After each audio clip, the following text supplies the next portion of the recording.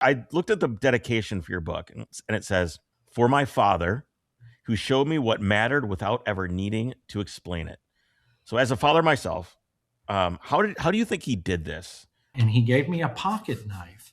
And I remember it to this day. I wish I still had it. This little red pocket knife. And he told me that he wanted me to have it. He said, I want you to take care of it. I was like, okay. So I had the pocket knife, and I'm just thinking, all right, cool. He gave me a knife, so I can go cut stuff up. But then when he would get home in the evening, do you have your pocket knife? I'm like, yes. And he's, let me see it. So he did that for a while. So it was always, and then come to find out, he was teaching me to keep up with things and take care of things.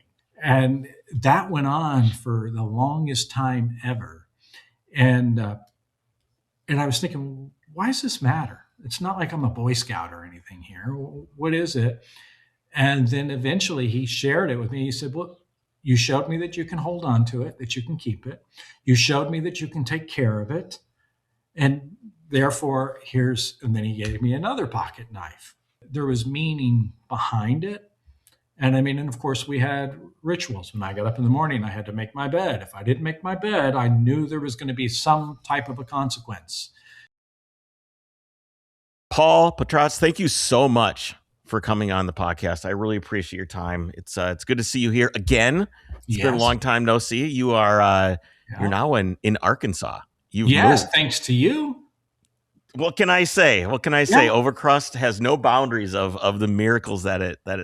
What happened? How are you in Arkansas all of a sudden? Well, I lived in New York, and when I did the rally with you, what was it, last year, and came to Arkansas, and I mean, quite honestly, when I seen it was in Arkansas, I was like, wow, really? I bet that's going to be an interesting place for unsaid reasons. Yeah. And when I got here, when I trailered Finley, my 911, and it was just a weird experience. I remember we stopped for coffee at one place, and the people were pulling up and going, hey, do you guys need any help? And we're like, no. And then they're yelling at us, well, welcome to Hope, Arkansas. And I was like, this is weird. People are really nice. And everybody had their teeth. Yeah.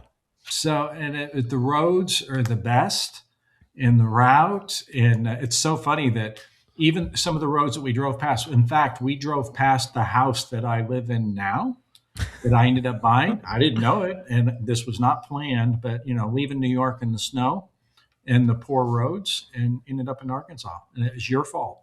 But I'll accept responsibility as long as you're happy. I'm totally happy. It's interesting because I didn't really know what to expect when I went out there in scouting, because I took my 911 down. That was my chosen vehicle of choice, right? Which when you're I would consider that, I don't know if I would consider that deep south, but I would consider it like near deep south, right? It's like deep south adjacent, is I guess how I would frame Arkansas. I think what it really is it's the last part of the U.S. before you get to really boring roads. And then you got to drive thousands of miles before the roads get better again. What I mean is Texas. It's just pretty much straight and flat. Yeah, there's a little in the hill country area, but other than that, yeah, it's pretty flat. Exactly. But the roads are just beautiful here. And I've wanted to write an article about like the case for the straight road, though. Everybody always harps on about like finding like the amazing roads, but I really I think there's as much, if not more, to be done from like a psychological or mental health, or however you want to put it, defrag your mind perspective on these long, straight, empty places like Oklahoma and Nebraska. Like there's some real medicinal quality to the empty spaces. And I agree with that 100%, because as you say that, I'm thinking back to a motorcycle trip that I did years ago, did a cross-country trip. And we were on some of the straightest, longest roads going through the West. And you could see the steam rising off the road and the prairie dogs running across. But I mean, you just flat out and pin the throttle as hard as you want it and just go and go and go. And it never seemed like it was going to end. And it was pretty moving. It was pretty cool, because you didn't think, anything was going to run out in front of you or pull out in front of you, because you could just see the road as long as your vision would allow. So it was. Speaking of visions, it's kind of like being in one of those. It's like the automotive version of being in one of those tents where they shut the flap and you're stuck in there. and you can't get out because it's just you're out on this road, you're in the middle of nowhere. You can't really stop because there's nothing there. You just have to keep going until the end. And I think it's probably, for me, the first 3 hours are, what am I doing? What am I listening to on the radio? What podcast am I going to put on? What audiobook am I going to listen to? And after like 3-4 hours, all of that starts to kind of boil off, and you're left with just kind of like yourself. Yeah. And you're just left kind of alone, which is, I've said it a million times on the podcast. It's just this place where we don't really exist anymore, is in this place of like aloneness. And I think the term loneliness has been given such like this negative connotation, right? Where it's like, oh, you do not want to be alone. Alone is bad. Yeah. But I think that, man, there's a lot of people that could really get something from being alone. I agree. And I think it's a change of perspective too, because then you start to realize that, that you're not the center of the universe and you're not as big as you think you are, that you just feel so minute, tiny when you see a landscape like that, and you have no cell signal. And that's about to change, dude. That is about to change. I'm really scared for it. Where everybody's got a freaking SpaceX phone or whatever comes, Apple phone or the SpaceX chip or whatever it is. I don't remember the name of the company that's actually doing it. But man, you will have, within probably 3 or 4 years, you will have cell phone service anywhere on Earth at all times. And I don't want that. I mean, already now it's such a pain that somebody will text me and I don't text them back. And, because I try not to look at it, and I don't text them back for 24 hours or whatever. And they get all hurt. And it's just going to justify that even more. Because I won't be able to use the excuse, well, I didn't have coverage. Maybe it's a plan that we can opt out of. I just won't buy it. I think right now we're at this perfect balance of, we have the SOS thing where, if your car breaks down and you're in the middle of nowhere. I remember I was scouting for Sports Car Vacation Land and Camp Overcrest. I was scouting for that. And I was on this, on the other side of the mountain, actually, from where it was, on this airfield that I had found out was owned. It was used to be owned by one of the founders of Apple. And then he gifted it to this Indian tribe. And I remember getting all the way out there, and I was supposed to meet the guy at like 9 a.m. or something like that. And he didn't show up. And the only method I had to get a hold of him was like this SOS feature on my phone where I'm like pointing it in a certain direction. And it's raining and it's cold. And I'm out in the middle of absolute nowhere on this airfield trying to text this dude named Chief Big Bear. And like, he ended up responding, oh, sorry, I'll see you tomorrow or whatever. But yeah. And I can visualize that. You're probably walking around and you're thinking, if you hold it higher, the signal will be stronger. It's pretty cool. Have you tried it before? It's like you kind of it's awesome. I feel like that's the most that we need. That's perfect for emergencies. You ran out of gas. You're going to die. You're up in a tree and there's a bear at the bottom. You can use that feature. I don't need to be getting push notifications in the middle of Mojave Desert. I just don't want it.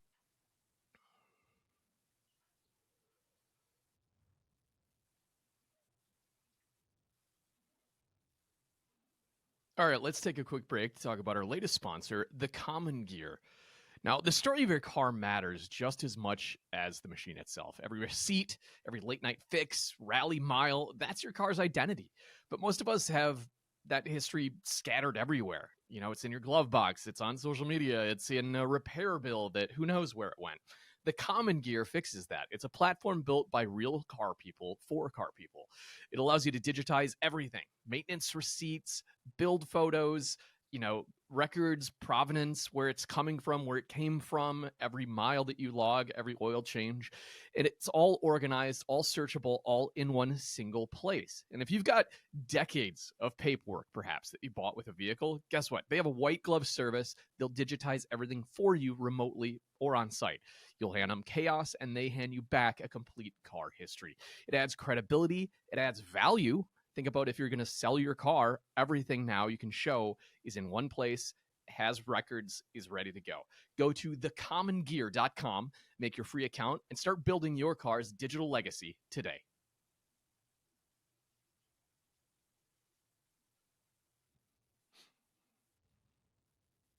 No, I don't want it, man. I don't either. And that's where I carry my little SOS thing where I can sit there and I can send text through the phone through that. I mean, that because when I would go up into the North Country of Maine and just disappear away from everybody, that's what I would take. And if I wanted there's to no more answer, disappearing. We are the last human civilization, part of the human civilization that will be able to disappear, I think. Unless you're like going away in a submarine or something. This is it, man. This is yeah, it. and I'm not doing any submarines. That just scares me to death. Yeah. Rightly so. Okay, so I noticed that on the 9th, you released a book on Amazon, Yes. which I didn't know about. Mrs. Producer actually found that this morning, and it's called A Gentleman's Guide to an Intentional Life, a modern philosophy on meaning, ritual, and the well-made life. And as a writer, I always come down to the meaning of words. So that's a title. But I wanted to find first two things. What defines a gentleman and what defines a well-made life? So first, let's do a gentleman. Like, what is a gentleman? I think of a gentleman as, I hold, depending on the shoes my wife is wearing, she will want me to open the door for her. If she's wearing Doc Martens and she's in jeans, she doesn't care. But if she's got like heels on and she's wearing a dress, she's going to want me to open the door for her. And I feel like that's a gentlemanly, like as a core principle, the gentleman thing to do is like hold the door open for her, the old lady at the store. But that might be like too a modern. Like, what is a gentleman? Well, that's modern, and that's definitely a gentleman. But my sense of a gentleman, I mean, I consider you to be a gentleman. And what a gentleman is awareness and presence in my mind. That you're aware of where you're at, and you're showing respect all the time.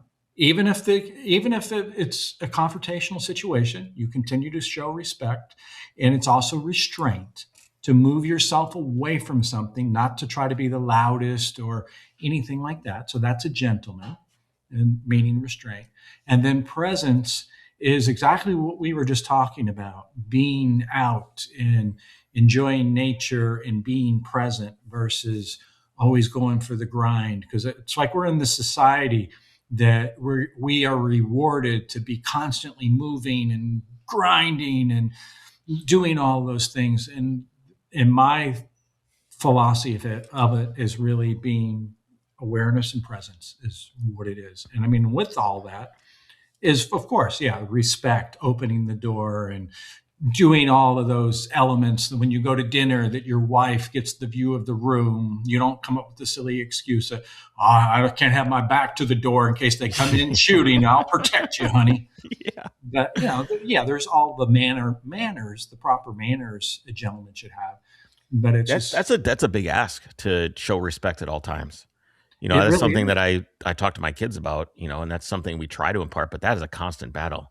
That is something that it's human nature to have to fight that at all times. You have to continue to work on that on a daily basis. I think I fail at that all the time. Well, that's our caveman instinct right there. I mean, because it's fight or flight is really what it comes down to, and it's not something that you learn instantly. You say, okay, that's what I'm going to do. It's over time, and it's part of that is really silence, restraint, having the restraint to just say, okay, this situation's a little weird, and instead of me speaking, I'm going to think. I'm going to keep my mouth shut, and that's muscle memory there. I'm going to keep my mouth shut. I'm going to try to just listen for a moment and recompose. And if we can remove ourselves from that situation, then we should just do it. Mm-hmm. Mm-hmm. Well, I think that's a lesson that could be adopted by many people right now.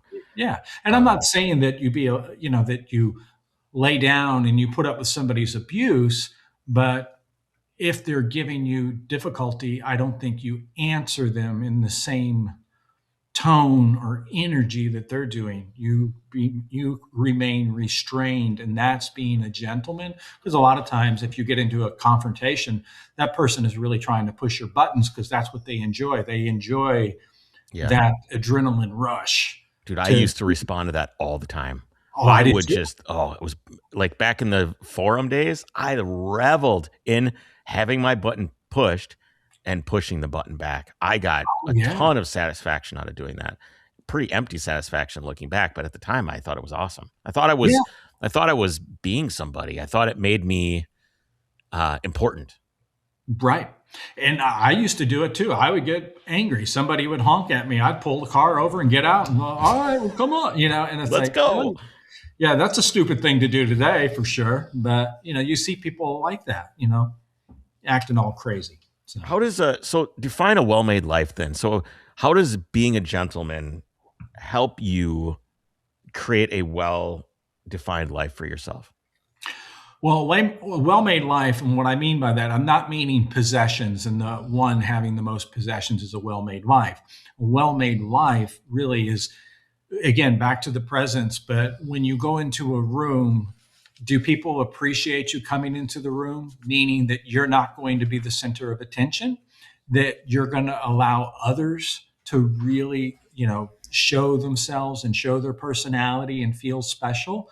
And I think that's a well-made life in the sense that the people that you meet and the people you touch, and if you bring the best out in them, then that's going to come back to you also. It's just amazing the doors that it will open just by allowing others to be that focus and versus yourself. Because again, a lot of times, in our society, the one that's the noisiest, the one that's the biggest, the big mouth and everything, the one that has something to say about everything, that person thinks that they're doing something special and they're not. So a well-made life is really about peace. Is what. How did you get here? I mean, you talk about you used to be the guy that hopped out of your car. I I ended up hopping out of a car and spraying ether in someone's face once because I've had those moments too. Not anymore. I don't do that anymore. I think maybe part of it's growing up. But Right. how did you get here? How did you go from the guy that's jumping out of his car to a guy that writes a book about being a gentleman? My father was an interesting character that, regardless of what I would do, shooting the window out of his 66 Mustang Fastback with my BB gun. And he was able to just remain composed and ask me, why did you do that? And there was a consequence, but he was always the calmest guy. And it would sometimes, at that time, I didn't understand it. And as I started getting older and more mature with these things, and thinking about relationships that I have where, people that would just be so rude and stuff. And it's just kind of moments. It wasn't like just an aha moment, but I remember just being in an elevator and saying hello to the person and how the conversation started, and just little things like that, and how so many people want to be kind and warm. And it's just it snowballed, really is what it was. And I just felt like my life started to improve more and more when I started moving to the point, I guess you could say, of not being angry. It used to be I couldn't watch the news without getting angry. And my wife would go, what is wrong with you? Or, and of how many, relationships and doors that opened and stuff that was lifelong relationships. So it was just kind of an ongoing thing. And slowing down in the mornings. I mean, in the morning, I would get up. I wouldn't have time for breakfast. It was rush, rush, rush, grab my coffee, go, and got to go. And now it's like nothing's going to get in the way of my morning ritual that I get up slow. I make my coffee. I sit in the front room with the dog. Do you feel that was something you earned, or is that something you wish you would have done sooner? Do you think, let me phrase this.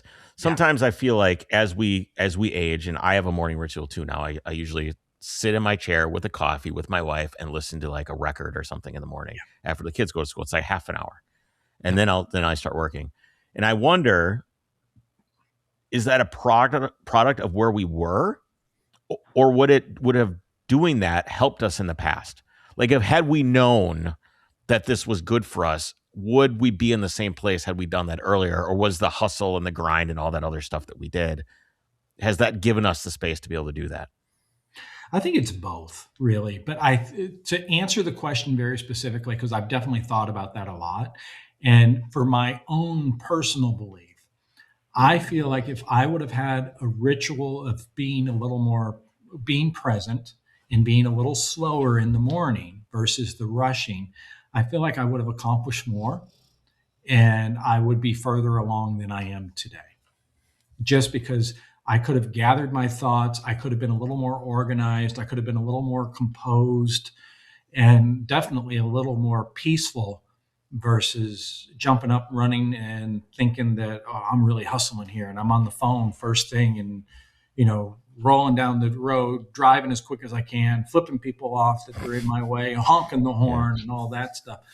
But I think, that our body doesn't respond well to all that, even though we think it does.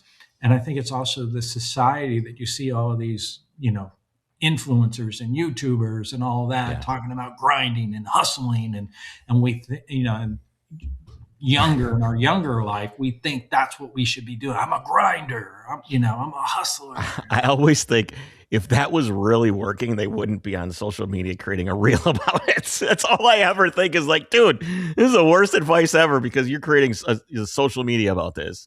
Well, I made $10 million last month and I'm going to teach you how. Yeah, come on. Give me. Dude, that's a tale as old as time. Yeah. That is a tale. Okay. So you mentioned, shooting the BB gun out on, I think you said your grandfather's. No, my dad's. Your dad's car. So I looked at the dedication for your book and it says, "For my father, who showed me what mattered without ever needing to explain it." So as a father myself, how do you think he did this? What was the craft that he had to show you without ever telling you? Because I feel like as a dad myself, I feel like I'm catching myself that I need to explain something like, oh, here's what you're doing wrong and here's why. And I have to always constantly interact with them and have a conversation. Obviously, leading by example is really important. And maybe my need to talk is a unsaid reflex of not leading by example on my own, maybe. But how did you come to that statement? My dad was big about lessons.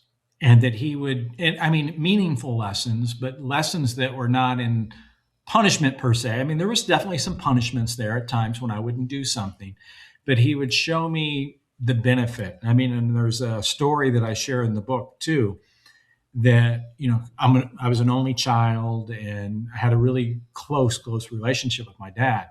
But there was the story that I talk about. It was one morning that, I decided, all right, that's it. I'm going to get up before my dad because he was always early to rise and to get to work and all that. But he had his rituals that he would follow too. He was a big reader. And so I got up, I fixed him a breakfast, oatmeal, and it just kind of hung out with him because I didn't get to spend a lot of time with him because he was working pretty much 7 days a week and just really hung out and was silent. And he gave me a pocket knife. And I remember it to this day. I wish I still had it, this little red pocket knife. And he told me that he wanted me to have it. He said, I want you to take care of it. I was like, okay. So I had the pocket knife and I'm just thinking, all right, cool. He gave me a knife so I can go cut stuff up. But then when he would get home in the evening, do you have your pocket knife? I'm like, yes. And he's let me see it. So he did that for a while. So it was always, and then come to find out, he was teaching me to keep up with things and take care of things. Mm-hmm. And then he's like, did you sharpen your pocket knife? And he would ask me stuff. What did you cut with it? What did you do? And all that. And I'd tell him, well, did you sharpen it? I was like, no, I hadn't. So then he showed me how to sharpen a knife. And that went on for the longest time ever. And I was thinking, why does this matter? It's not like I'm a Boy Scout or anything here. What is it? And then eventually he shared it with me. He said, well, you showed me that you can hold on to it, that you can keep it. You showed me that you can take care of it. And therefore, and then he gave me another pocket knife. And he did the same thing with watches, but it was always some type of a weird little thing. It wasn't weird, but there was meaning behind it. And and of course we had rituals. When I got up in the morning, I had to make my bed. If I didn't make my bed, I knew there was going to be some type of a consequence. And it wasn't that he was going to lecture me or lesson me or, give me a lesson or anything, but it meant that I was going to miss out on something. Mm-hmm. And so it was I think it was the lessons more than anything else that taught me responsibility and caring for things. And there was also through life too that, all the kids were into the BMX bikes and I'd wanted one so bad. And he refused. And I said, I've got the money. He's like, no, you're not going to buy one. So we ended up, he'd take me to the bike store and then we're buying the cranks, we're buying the headset, we're buying a frame, piece at a time, and then assembling it and building it, that I had to build my own. And it was his belief that if I saved over time and I bought the parts and I assembled it, not only would I know how it works and I can maintain it, but I would also not treat it as disposable. It would mean more. And that even went on into, my days of being able to get a car. All my friends are getting, nice Mazda RX-8s and new cars and all that, but I sure didn't get that. So, and I got a car for $300 with a blown engine and missing a transmission. And sure enough, we're at the junkyard buying all the parts, and I'm learning how to build an engine. Of course, he, went to the parts store and said, "Hey, it's my son, and we're going to give him a line of credit." And I had to make the payments on all the parts. But lessons. That's how he really taught me all that. Yeah, I remember saving up and getting a bike. Everybody else had GT Performers and Dyno Comps and Vertigos and Red Lines and all that stuff. Oh. And I finally saved up and I bought the cheapest Diamondback that you could get, which I think was probably 25% of the cost of a GT Performer or something. And that bike now is my daughter's bike over there behind the car.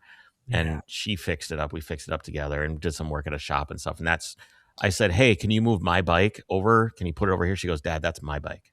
I go, "I don't know." I know she's nope, it was yours. Now it's mine. So, I mean, working on things together, I think is really, really important. Okay. Before Helderburg, which I'll be honest, man, I was in my head referred to you as Helderburg. That's Helderburg. Yep. You had a successful consulting career. Yep. What version of you was that?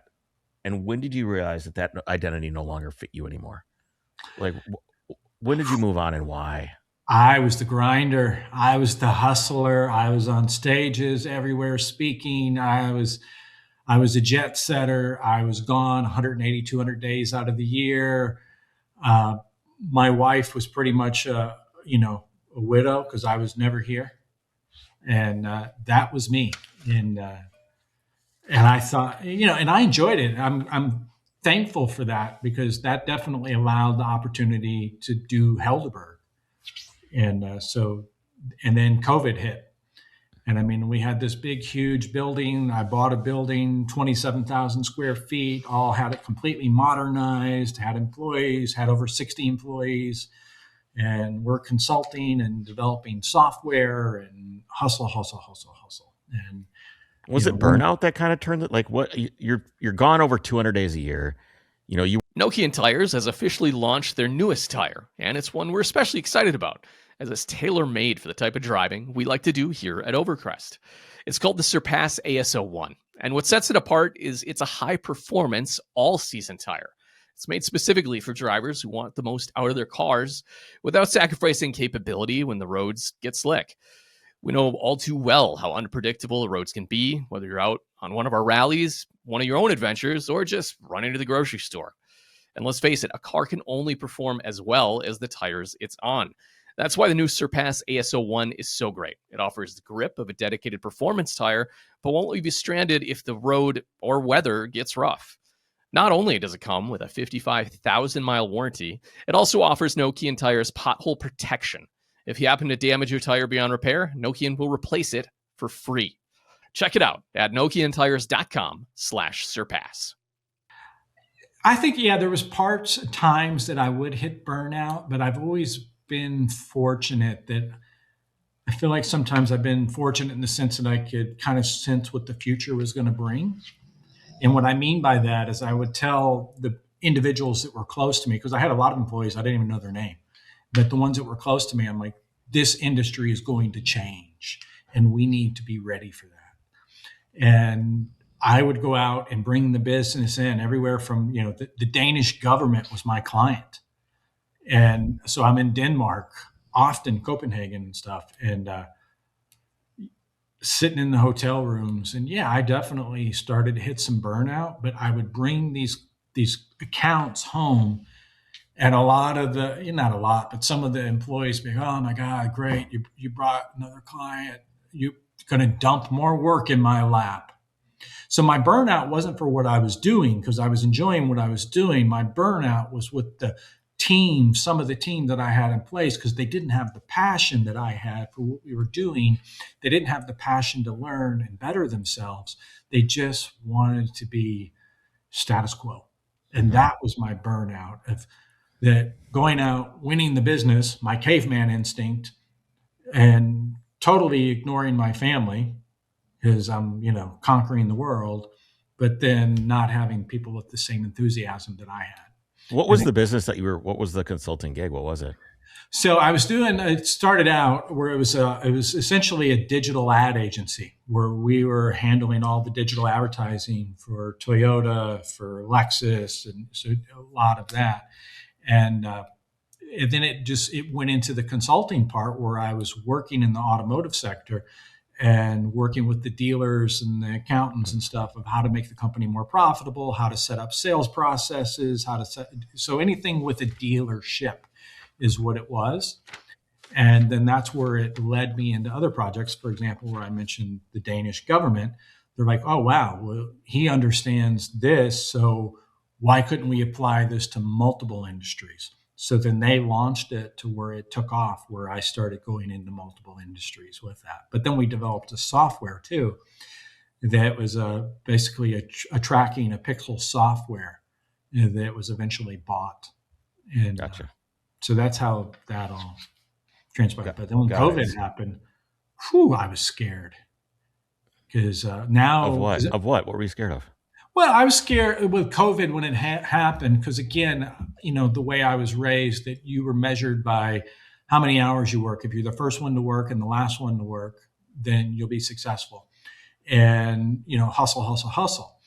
And now that we were not in an office anymore, my managers weren't able to see what was going on. I wasn't able to pick up my phone and look at the cameras and see who was there, who was not, who was doing that. So that's why it scared me, because I was losing control. And did you feel like you're losing a little bit of control of yourself too, because you weren't able to emote being that person anymore? No one could see it. Oh yeah, I mean, it was without a doubt. I was, in so many reasons, I wasn't able to travel. I wasn't able to be on stages speaking. I wasn't able to do the consulting, and so I was scared in a lot of different ways. Am I going to start losing clients? Am I going to be able to add more clients? I can't be there with the team to do the meetings, because I would even do a live stream in with some of the meetings, let everybody know what was going on. So yeah, it was losing control in a number of different ways. And then so what's the I don't want to do this anymore moment? Or I want, rather, maybe it's less of I don't want to do this anymore, more of I want to do something else. Like, what's that pivot point on the full project? Oh no, it was definitely I don't want to do this anymore. And it was when I started doing road trips. And I would be on a trip, whether it was in, my 911 or in a Defender, and I would have to call in for either a client meeting or a meeting. And I'm like, what a drag. Yeah, I don't want to do this. And it took a while for that to actually happen, because it was, it took a while for for life to readjust for me, because that's what I've been doing for the last 25 years. And then that's where it started saying, I don't want to do this anymore. And then I'm like, to the point that I wasn't even showing up for meetings anymore. And people were like, what's gotten into you? You're not sending emails at 2:30, 3 o'clock in the morning anymore. What's going on? Where's your sense of identity coming from then at that time? Like, it used to be this. My career. Yeah. Where is it then? It's like not your career anymore, because you're not doing that. So how are you defining you? Is that like the Helderburg alias? Is this how this starts? Yes. Okay, let's get there. So Helderburg started as an alias, right? Not a business. It was a total alias. I mean, it was a complete alias, because Helderburg, the name, the way I came up with the name, I didn't want to make my social media profiles Paul Potratz, because if I made it Paul Potratz, my clients would see the toys that I'm playing with and, all my worldly possessions, and they'd think, oh, we're paying this guy too much money. And then my employees would see it and go, oh, we're not making enough money. So and I learned that the hard way, because then they would see one of the sports cars and go, oh, that's great. And then the reviews started online, the negative reviews. Oh, he's a narcissist and he's not paying us enough. And my employees were some of the best paid people in the country for what they were doing, with unlimited paid time off, matching 401ks, full coverage, insurance coverage. I mean, we covered everything. training. We would send them, halfway, wherever they wanted to go for training, whether it was in Germany or Las Vegas or whatever. And they were some of the best paid people that could be. And so, yeah, that was my alias.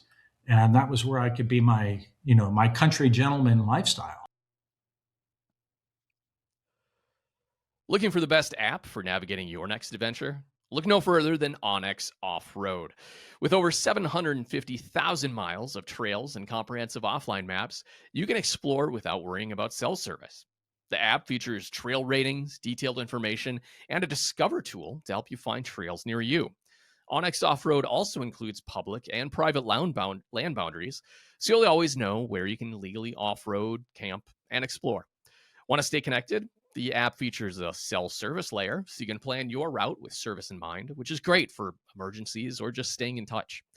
And for added peace of mind, there's a wildfire layer that helps you avoid active fires and smoky areas, keeping you safe and aware of current conditions. With tools like Route Builder, waypoint marking, real-time updates, and route sharing, you're fully equipped for any adventure. Try it for free for 7 days and hit the trails with confidence. Download onX Off-Road today. Do you think it protected you? Did it work? Or did it No, it didn't protect me. Okay. It blew up. But in a great way though, because I've always loved fashion and clothing, and that's part of it too. That I would, my outfits and my gingham suits and whatever. So it became noticeable. But what was beautiful about it was that I ended up meeting a lot of like-minded individuals that I'm like, wow, I'm not an only oddball here. That I started meeting a lot of really cool people, which meant I started traveling. It wasn't about just work and grinding anymore. It was about enjoying life and being present and, slowing down. And then it's, when I started getting a little older, because my dad died at 54, and I had this big fear because my dad died at 54, my grandfather died at 52. They both had a heart disease, and it's hereditary. And I didn't want to get tested because I didn't want to know, but I had this big thought that I'm probably going to be gone at 54. And I had it in my mind that that's probably what was going to happen. And I was thinking, I got to live life to the fullest. And that's, part of all these little demons that were going on in my mind, I guess you could say. I mean, that sense of mortality and inevitability came on pretty early for you then. That's earlier than most people have to deal with it, I think. Yeah. Well, just seeing my dad. I mean, the relationship we had was unbelievable. We would mountain bike when he would, had time, we would mountain bike together. We would shoot together. We would go on drives together. We would, do leather work together. I was just, we spent a lot of time, and then seeing him get sick with this, and that he was a very strong man. And not only in size and everything in good shape and everything, but strong personality, that he just had a lot of wisdom. He was not boisterous or loud or anything, but he was just the kind of guy that everybody would go to and ask advice. And seeing him go from this strong man to really, seeing his body become weak, that he couldn't even get up and walk to the bathroom because his heart was so bad that he was on the heart transplant list. And seeing your dad cry, and he wasn't crying because he was sick. He was crying, and he would say, that they're going to do a heart transplant, and that means somebody else is going to have to give up their life for me to be able to live. And my life has now changed. So he was scared, and he never made it to the heart transplant part. And he went into a coma. He was in a coma for 3 weeks. My mom fell apart and couldn't make any decisions. And then they're coming to me saying, well, what do you want to do? That if he does come to, he's not going to be the man you remember because he's not had oxygen to the brain, when he went into the coma, that he's going to need 24/7 care. So I had to sign the paperwork for them to take him off life support. And that was pretty life-changing because at that point, I went back to work, and I had a, more or less, I guess you could say, a client, and we're sitting in a conference room, and And he said to me, he goes, well, Paul, I'm really sorry about what happened about your dad, but that's over with now. And now you need to get back to work and you need to get back to the guy you were. And I was like, whoa, really? Is that all you're worried about? Is your bottom line? And that changed me a lot. And then I had this fear of, when I get 54 or in my 50s, is this going to happen to me? The mortality of the father is a real struggle. My grandfather has raised me. And I remember when I was a kid, he was a farmer when he grew up. And then he was a tank mechanic in the Korean War. And then he went on to be an engineer. But he always worked around the house and everything. And his hands stayed the big farmer hands. Like he had like the sausage fingers, right? That just, you would just look at him and go, I do not want to be spanked by that. Yep, that's my. And I remember, before he passed away, just looking at his hands and seeing how different they were. That age finally took its toll and reduced them to about the size of my hands. And it's just that comparison of just the strength of his hand and his handshake and everything changing so much over time. When you're young, it's just this monolithic person that you look up to, and that they're always going to be there, and the values and they're just on a pedestal, right? And it's just a concrete marble, immovable, unshakable thing. And then they're gone, and it's brutal, man. It's hard. It shakes you up. I don't know how women, I don't want to compare it to what women deal with, but as like a man, seeing your father change and evolve, it really does something to you, man. And it does. It might be what softens us in our older age too. It might be one of those things. Yeah, no kidding. Well, I read something too, and it talked about social media and how people's posts will change through time. If you were to actually grab all the keywords, and when we're young and it's talking about, happy hour and dating and nightlife and all that. And then it kind of grows, and then you find religion, and it's, how it just transitions and everything. And then, I wonder what would happen if we got there sooner. I always say the older I get, the dumber I realize I was. Yes. Like, what if I had this knowledge at 25? Do I even want that knowledge at 25? Is the journey of getting here the only reason I have it in the first place? There's all those existential questions. Okay, I want to talk about Helderburg. All right. And you've said that the fastest way to ruin your life is selling one of your trucks to the wrong person. Yes. Yeah. So tell me, when someone calls up and they want to order a Defender from Helderburg and they want you to build one, what is the thing that they can say to you that you're like, no, this is not for you? Is there something where you can just, it's just like, nope, strike through, you're out, hang up the phone? What is it? What are some of these things, or what is it? Electronic running boards, push button start, cruise control. They'll say, does it have cruise control? That's a real question people ask. Yeah, that's a real question people have. And, and that doesn't make them automatically out, but it makes it known that this is just an impulse that they woke up one day and go, oh, I saw a Defender and I want a Defender because it looks really cool. So if they're getting it for status, then chances are it's going to be no. And because if it's a status thing, and which I had one that fell through the cracks, that my radar wasn't strong enough, and he got it for status, and it ended up on the secondary market, and that kills me. And there's, we've built a number, and we've only had like 3 of them ever go to the secondary market, and it's part of the process. And I mean, and it's like where it fits into the book too, because it becomes Helderburg is about lifestyle. It's not about performance specs and all that. It's about the lifestyle. And that's the right clients. That's what they tell me, that they say, oh, this is the best investment I ever made. This is the first time that me and my wife have been able to go somewhere. We put our phones down. We had conversation, and we felt young again, that we hadn't done that in forever. What's the breadth of choice? Because like, if I was going to build one, I'd come to you. I'd be like, hey man, I need you to bolt the seats to the floor.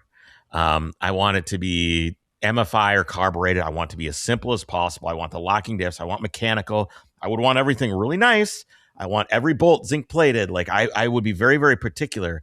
But for me, it would be really, really bare bones. I don't want a radio. I want tweed seats. I would be very, very particular of how base I would want it to be. But I imagine there's people that want much nicer seats. They want a little bit more accoutrement. They want a little bit more, I don't know. They want it to feel like a gun case and less a fire poker, I guess is how I would say it. How do you what is the breadth of what can be built at Helderburg? Basically not basically, in fact, every one is bespoke. It's built to order. Everything down from the seat frame. So I would get your measurements, and the seat frame would be built to your size. I would ask you, what is your glove size? Do you prefer a steering wheel to a little thinner, medium, thick? Do you want leather on the steering wheel, or do you actually want the wood grain that's hand carved? What is your sleeve length? Okay, now we adjust the shifter so it's not too much of an extension, the center console. And then I'd ultimately ask, all right, Chris, how are you going to use it? And then you would tell me how you're going to use it. And then I would say, well, instead of us doing German square weave carpet that's in a classic Porsche, why don't we do cocoa mats instead and just leave painted, floorboards and go that route? And then I would ask you, how important is audio to you? How are you going to use it that way? And we do that all the time. So in some of the builds, you'll see the little Marshall amp speaker because they just need something simple, a speaker that they can pull out. So if they're camping or out on the beach, then they've got their little portable Bluetooth speaker. And then other people are like, oh man, I'm all about, handmade audio. I love Macintosh. I'm like, okay, well then let's do our handmade speakers that are from Focal, handmade in France, only for Helderburg. Let's do our Italian amplifiers. And so I'm going to Tierra del Fuego with it, man. That's where I'm going. I'm driving all the way down to South America from here. I'm gonna be the first guy to cross the Darien Gap in a really long time. Yeah, that's where I'm going. I have a client that's in as far as you can go in Texas before you go right into Mexico, and he owns thousands and thousands of acres, and he's got some really exotic animals. And he said. And he told me, we got to know, we're really good friends now too. And he told me, what it's like there, that he has to drive. And sometimes he's got to drive really fast because he's getting shot at. And I'm thinking, are you for real? And he's for real. He's got exotic animals. He's right there on the border. Part of his property's on the border. He's got to try to keep people from coming on. And then some people will shoot at him and everything else. So we designed a 130 specifically for him that is really, it's get out of Dodge type build. Ooh, the rear of it is, so if they're shooting at him, he'll be fine. The bumpers actually have push bumpers behind the main bumper, so he can push things out of the way. It has a 12,000 pound winch. It has air lockers on it. I mean, it's just got all kinds of craziness. It has onboard air system. It has air, it has dual batteries. It has solar power. So yeah, and then we've got three. It's like the Defender Bug Out Edition. It's exactly what it is. In fact, and so we were featured on Top Gear UK on one of our builds called the Bellatrix, and the Bellatrix is the Bug Out James Bond edition that we built. And we ended up, the demand on it was so crazy. We're like, whoa. So we only ended up building it specifically for clients that had already bought a Helderburg. And we built 3 of those. But I mean, everything from it will stop. And it's not like, oh, let's sit there and shoot it out like we do in the movies, but bulletproof glass, bulletproof in the doors, EMP protection, electrified door handles. Is EMP protection? Is that electric door handles? So I'm getting zapped if I try to open the door. Yes, you get That's zapped. awesome. You try to grab the door handle, you get zapped. If you get up to the door in the side view mirrors, it has the pepper spray dispensers. It has a PA system, the push bumpers. Wow. So yeah, it's. Tell me more about the EMP protection. So these cars have or trucks have ECUs, and we know that EMPs fry these things. They set off a nuke in the atmosphere. 99% of the cars are toast. My TDI Trooper, I don't know if it'll be toast or not, but it probably is. What do you have to do? Do you have to engineer an ECU box that this thing goes in? How do you keep these things EMP proof? So what we did is we did the different. So one of our engines though doesn't have a computer; it's all mechanical fuel injection. Oh, nice. So no ECU, and that was the one of choice. That the one we did like that. The other two we ended up doing the other one that actually does have the ECU because we needed more power, and the client said, "I really need this thing to go." Mm-hmm. And so those two, yeah, it was all around the ECU, which the ECU actually sits. It's just one component that sits under the passenger seat in a box, and that the Land Rover already has. But then it had all this additional proofing that was put into it around it and everything, and things were shielded and all that. So yeah. When I talk to other people about what you've done, they're like, "Oh, it's the singer of Defenders," and it seems as I talk to you that's really reductive. It seems like you fabricate an unusual amount of stuff in-house. It would be much easier to outsource or buy off the shelf stuff. Why did you take this route? Because it would have been much easier to take a donor Defender and just kind of have a guy redo the seats. And you've gone so far off the rails with what you're doing in terms of customization. And I'm over here, I'm imagining what it would be like to get into a vehicle where my sleeve has been measured so that when I grab the shifter, it's in the right spot. Why did you do it this way? Like what?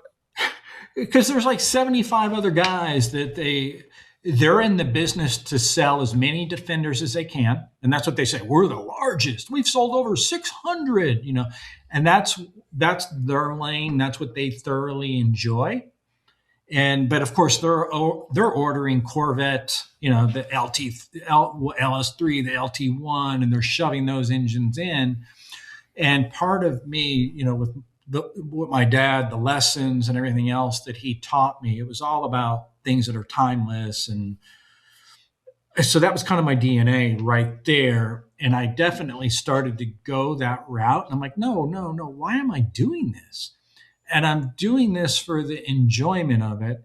And I'm one of those ones that I will find something like a diamond in the rough, and not really a diamond, but you know what I mean. And I want to improve it and I want to make it better, but I also want to keep the original nostalgia and the characteristics. That's hard, man. And that's really hard. The soul of it. But I think that's where a lot of this, and I don't want to paint you with the broad brush of everybody that's redoing things. There's a lot of companies that redo things. And I think the original essence is the first thing that is erased because of poor taste. Yeah. I think it's the first thing to go. And I don't know if that's because people are giving clients too much control of like, we'll do anything. I don't know if it's that or what it is, but it seems so poorly curated and executed that you just look at most of this stuff and you just go, oh no. Yeah. Oh no. Like, oh, I was going to ask you, can I get mine without LED headlights? That would be absolutely. That's my first request is no H-Force, no LED headlights. It's funny. I've done a few of them like that too. I talk about that when we go through that. Even though we just designed a new LED headlight it's all set up because eventually we're going to go to a night vision system too. Oh, sick. Okay, so you retire colors instead of repeating them. At what point in the I think of night vision, and is there military contracts that have ever come up with this? You're talking about EMP proof and electric door handles and bulletproof. No, and I mean, all the EMP proof and stuff, that's just, I mean, we did, it was 3 trucks. That was it. That was a series. We're done. Okay. And that's not the core of our business at all. Core of our business is just really building cool looking classic Defenders with interesting colors and great interiors. And well, speaking of colors, you don't repeat them. At what point in the process does this truck stop being a product and start becoming a one-off artifact? Like each one of these cars seems to be an artifact of your collaboration with the owner and your taste imparted on these things. Talk about the colors thing and then talk about how each one of these cars becomes an artifact. Yeah. So colors, I love color.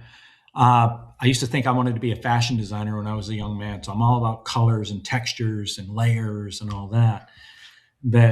And it's funny that and you see how colors have transitioned over time, how they used to be much more colorful years ago. And now everybody's like grays and beige and white. Why? I want to continue on. Why do you think that is? That's such a fascinating discussion for me is why Has Yeah. color become such an enemy? Are people scared to stand out? What is it? People are scared to stand out. I mean, all this stuff about quiet luxury. And I think people are, and they don't want to stand out because that's not the norm, because that's the way the media changed it. But I think what it is people don't understand what really happens.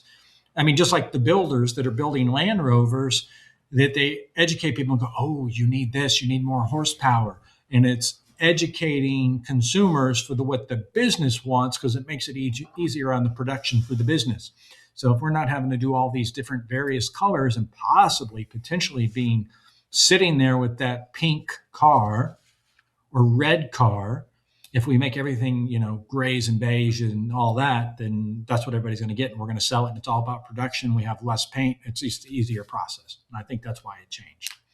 So, but answer to the colors, what we did is I started out letting people, I always guided people on color. And the reason being is I want each one to be uniquely different, because I can only imagine that, we have two clients that show up at the same grocery store and they both have a silver Defender Helderburg. And I mean, the way we design it, and a lot of people say, oh, that's the Helderburg stance, that each one has a core DNA, a design that you can unmistakably, if I removed all the badges, you would know that that was a Helderburg. And part of it is, of course, not only the stance, but the colors. But imagine if two of them showed up at the same place, at the same car show, and they had the same color. So I was like, and that actually happened. And the guy called me up, why didn't you tell me? And I was like, it's a good point. Yeah. But then also too, my guys that are building, because we build in England, that if we keep on doing, because if you let people, you show them something like a gray, Defender, then people are going to go, I want the gray one because I don't want to have to think. And before you know it, we're doing 15 gray Defenders. So just think about if you were having to create 15 gray Defenders with the same interior, the same color, the same modifications and everything else, that would get really boring. Now you become a factory worker.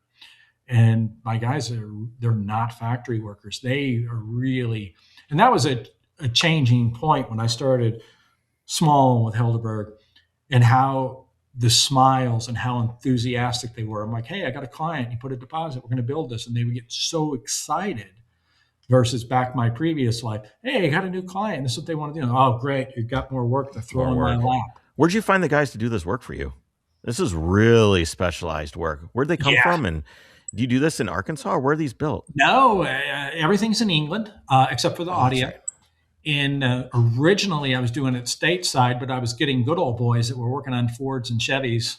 And they were like, holy moly, this is crazy. Because there's a lot more parts on a Defender than there is a F-150 or a Bronco. Sure. Yeah. I mean, we're talking 7,000 parts easily. And they're like Lego sets. So it just made sense because I spent so much time in England, not only getting new boots made and new suits made, but getting parts designed, everything from the intercoolers, the exhaust systems, the brakes, the cylinder heads, the connecting rods, doing all this stuff. Because part of it was, I could buy stuff off the shelf, but Land Rover is outsourcing these parts all over the world, and there was no consistency in the quality. And so part of it was forced that we had to do it. Otherwise, we weren't going to be able to get trucks built. Plus, those guys over there have been working down on broken British stuff for a really long time. They're well trained. Working on broken down British stuff. But, when Land Rover was bought by Tata Motors, they took the Defender to Slovakia. And therefore, they left some jobs available. They laid people off that these guys, that's all they know. When did that happen? That's a few years ago, yeah?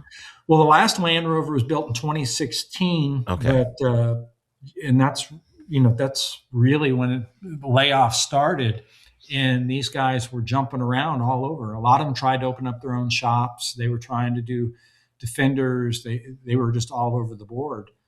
And but being that Land Rover, because where my shop's at is 35 minutes away from where Land Rover is being built, so there was this infrastructure that happened of companies that popped up that had been around for very long time that were building the components that Land Rover was using, and it just everything from air conditioners to intercoolers to all of that. I mean, and Land Rover had what was called the special vehicle operation where they would do the custom builds. Yeah. And that was the first one to go. So where to next for you, man? Like where do you want, like you've kind of done, I would say that you've gotten really good at what you do. What you do is really, really cool. And it's, from what I can see, is really well done. I haven't ridden in one of these yet. Well, maybe we'll have to fix that at some point. I want to bring one to the rally. Oh, let's not carry sports car vacation land, Paul. Sports car vacation land. We built one. We lowered it. We lowered it by an inch because all of mine are lifted about 3 inches. So imagine it being 4 inches lower. Changed a lot of the dynamics on it, and I was drifting through the corners in a 110 double cab. I've considered scouting the rally in my Trooper this year because I never get to use it. Like I never get to use it, and it would have been a lot easier to drive through the river in my Trooper than it was that Volvo 140 that I drove through the river in. So I'm considering scouting a rally in my Trooper. So I understand where you're coming from. Like I said, you've gotten really good at what you do. How much longer do you think you're going to do this? And do you have a foresight of what you want to do next, or are you still just trying to perfect what you're after right now? No, this is my sense of meaning, to be honest. I mean, I thoroughly enjoy it. And I don't see, Helderburg, because I'm not building it I want it to be bigger than I can ever be. And I'm building it to be a legacy brand. I mean, because my partner, William, that's in England, which he was on the rally with me, that his kids, two of his sons, I could see them taking this over. And then the guys that work for us, they're so passionate about it. I could see them taking this over.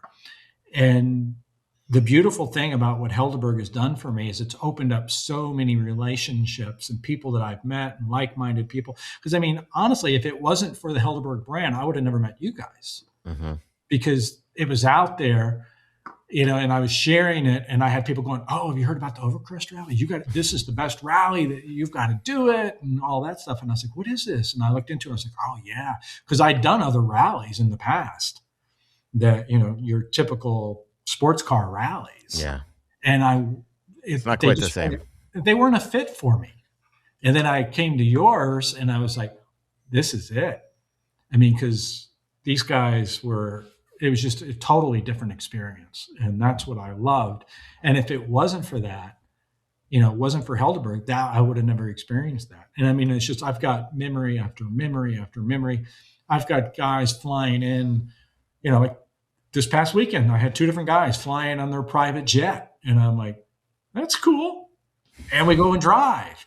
And it's like, forget this ultra high wealthy that the guy has got his own private jet and everything. And he gets into a Helderburg and we're out and we're driving and we're laughing and just having a great time. And then I've got guys that will never be able to afford one. And they send me a message and go, man, I'd really like to see one in person. And I'm like, well, come on, come visit me. And then they come visit me and we're out, and we're driving and we're enjoying it and taking pictures and all that. And it's just been a wonderful thing. So, and I don't. You ever want to make something like the Slate? The Slate, like the Slate truck. That's like it's made by Amazon or whatever. It's kind of like the super basic thing. Have you ever wanted to make a more general consumer oriented, like scratch built, like start from scratch, build something? I would say Rivian would be a good company to look up to in terms of what I'm trying to explain. Yeah. Or, I guess Rivian or Slate would be one of these companies that have come out and built trucks that are not really truck companies. They're just kind of these tech companies that come out and do something. Have you thought about using your expertise and the things that you've learned to build a platform that can be reproduced and sold with VIN numbers and DOT crashed and have a dealership, this kind of thing? Nah, that seems too much like work.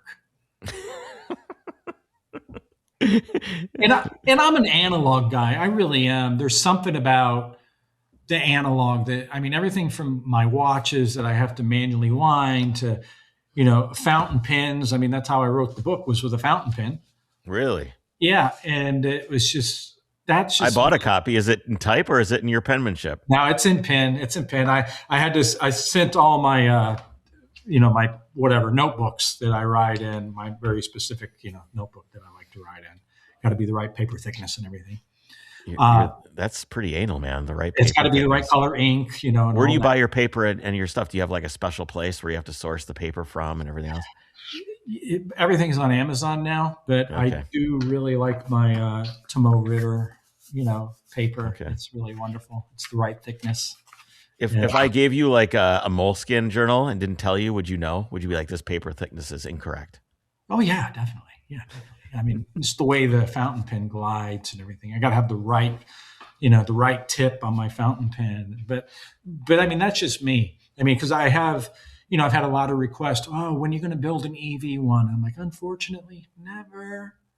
And it's not that I'm anything against EV. I love EV stuff, but it just doesn't fit what I think. Because I love to get into a Helderburg and just get lost and just go drive and get lost. And I don't want to, heck, if I have my phone with me, I get stressed about the battery if it gets below 50%. So I can only imagine what I would be doing if that was in my vehicle. And it's much easier to find diesel than it is a plug station when I'm in the woods being lost. And, I can always carry extra fuel when I've definitely done that a number of times. So I don't know. And just the whole idea that I spent so many of my years with having to do pro formas and projections and all that. And I just simply I would never want to go back to that again. That just wouldn't be for me. That would be painful. I feel like that's honestly go ahead. Yeah. Even like Will, my partner in England, he was a cybersecurity guy. And as Helderburg grew, he's like, I think it's the point now that I'm gonna resign. So he resigned from his position and quit doing consulting and all that. And this is all we do. And he's loving life. I mean, it's like today. It seems to make you happy, man. It does. It's just simply enjoyable. I mean, it really. Well, is. Can you imagine giving instructions to your previous employees with a fountain pen on a piece of paper? They would have thought you lost your mind. Oh, well, that's the thing. I've always been a fountain pen geek. And the grief that I would get over, earlier in my career with managers. Oh, well, don't do this and don't do that. I'm like, why does it really matter how I do things or why I do things if I'm delivering the end result that you asked me to deliver to you? Sure. Just, the control freakness. And I think that was a big thing that I dealt with so many control freaks in my life. And it's just like, dude, chill. I'm making. Well, you're in a passion world, passion project, emotion-driven environment now, which is a little bit different, I think. Yeah. And just, talking to clients and going back with leather and collars and all things that. that you can see, touch, feel, it's a little bit different. Paul, dude, it was my pleasure having you on. I appreciate your time. Yeah. Thank you very much. I couldn't appreciate it more than I do. I can't wait till the next rally. I hear some exciting things are coming.